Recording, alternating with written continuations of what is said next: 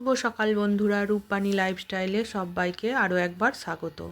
এখন থেকে আজকের ভিডিওটা শুরু করছি। উঠোন নেই তা কী হবে, ছাদই প্রত্যেক দিন ঝাঁট দিয়ে পরিষ্কার করে রাখি। এখানে জামা কাপড় যেহেতু মেলা হয় তাই ছাদ ঝাঁট দিয়ে নিচে নেমে চলে এসেছি। বিছানার চাদরটা আজকে পাল্টে নিচ্ছি। বৃহস্পতিবার হলেই বেশিটা পাল্টাই, কিন্তু কালকে কাজ ছিল পাল্টানো হয়নি, তাই আজকে পাল্টে নিচ্ছি। বিছানার চাদর পাল্টে নেওয়ার পর আর কম্বল আর একটা বার করছি। একটা কম্বলে ঠিক হয়নি।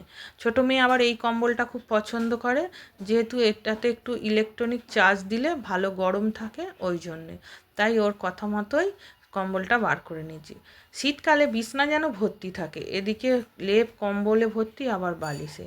কথা বলতে বলতে জানলাগুলো একটু পরিষ্কার করে নিচ্ছি। আর সেই সময়তেই তোমাদের দাদাভাই জানলার ধারে একটা তুলসী গাছ আছে, ওখানে জল দিতে এসছে আর আমার সঙ্গে কথা বলছে।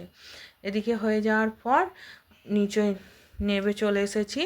দেখি মাছও কিনে রেখে উনি চান করতে গেছে, তাই মাছটা নিয়ে কলপাড়ে চলে এসেছি। এই মাছ কাটতে গিয়েই একটা বিপদ হতে হতে রয়ে গেল। একটা বিড়াল ছুটে এসে আমাকে এক্ষুনি পুরো চিড়ে দিতে দিতে রয়ে গেল। আজকের ভিডিওটা এই পর্যন্ত। ভালো লাগলে লাইক করো।